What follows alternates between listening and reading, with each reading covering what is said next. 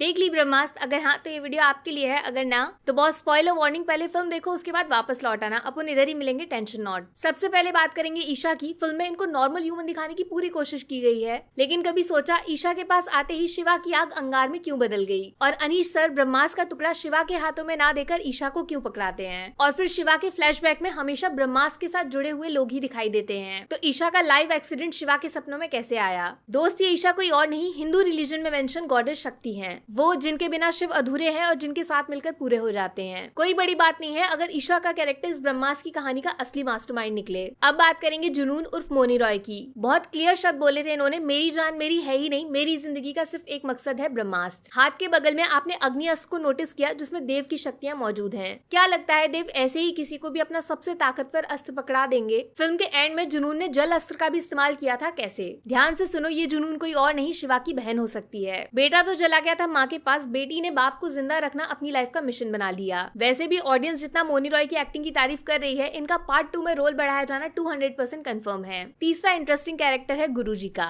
शिवा को कहानी बताते टाइम गुरुजी ने बोला था कि वो अमृता और देव के साथ ब्रह्मांश ग्रुप के मेंबर थे। काफी चांसेस है पार्ट 2 में इनका पास्ट भी रिवील होगा, जिसमें इनका कैरेक्टर देवेंदु भैया प्ले कर सकते हैं। और सुनिए, गुरुजी पे ज्यादा भरोसा करना सेहत के लिए हानिकारक हो सकता है। जी हाँ, 99% चांसेस है कि ये बंदा कहानी का असली विलन होने वाला है, जिसकी वजह से अमृता और देव अलग हो गए, बाद में इनके बीच युद्ध भी हुआ। अब आ जाते हैं ब्रह्मास्त्र पार्ट 2 के सबसे इंपॉर्टेंट कैरेक्टर देव की तरफ। कौन है ये? दिमाग में सवाल घूम रहा होगा। देखो, देव का डायरेक्ट रेफरेंस महादेव की तरफ ही है, जिनके पास पावर है डिस्ट्रक्शन और क्रिएशन की। ये नई दुनिया शुरू करने के लिए पुरानी वाली को खत्म कर सकते हैं, बस कुछ ऐसा ही काम देव भी करना चाहता है, लेकिन क्यों? सबसे पहले तो देखो, ये कोई और नहीं अपने शिवा के पापा है, इतना तो समझ गए होगे। अमृता जो शिवा की माँ है, जिनकी छोटी सी झलक फिल्म में हमें दिखाई गई थी। उनकी और देव की जोरदार लड़ाई हुई थी, जल अस्त्र वर्सेस अग्नि अस्त्र। उसके बाद दोनों हमेशा के लिए अलग हो गए, इतना हमें बताया गया। देखो, पॉसिबिलिटी है कि देव को ब्रह्मास्त्र मिल जाता है और वो उसकी शुरुआत भी कर देता है, लेकिन बीच में अमृता उसके टुकड़े कर देती है। ब्रह्मास्त्र से छेड़छाड़ करने की वजह से भगवान का श्राप लगेगा, जिसमें 2 ऑप्शन मिलेंगे, या तो मामूली जिंदगी चुन लो बिना किसी पावर के, या फिर मौत। अमृता ने अपनी पावर को छोड़ दिया और अपने बच्चे को लेकर वापस एक नई जिंदगी में लौट आई, लेकिन देव अपने अस्त्रों के साथ वहीं खड़ा रहा और देवताओं के श्राप की वजह से धीरे धीरे उसका पूरा शरीर पत्थर का बन गया।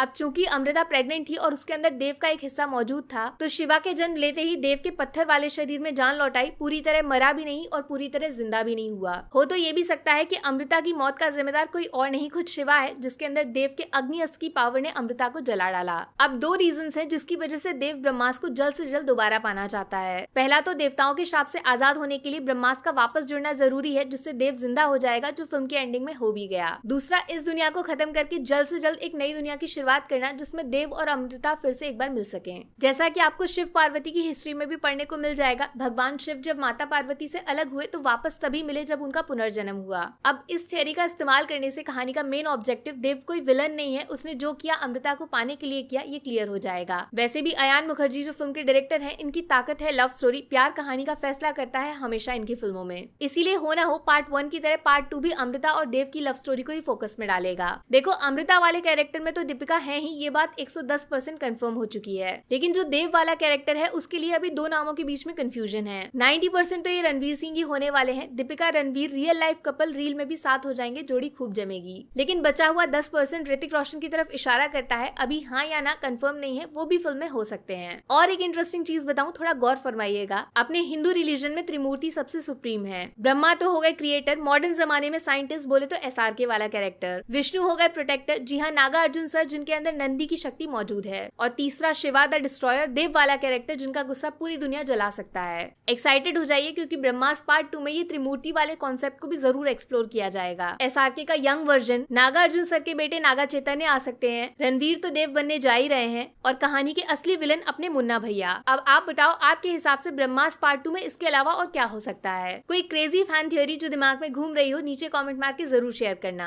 बाकी वीडियो में कुछ पसंद आया हो या फिर कुछ शिकायत करनी हो तो मैं आपको इंस्टाग्राम पे भी मिल जाऊंगी, वरना थोड़ा सा इंतजार करिए, मिलूंगी आपसे अगले वीडियो में। Take care, bye bye.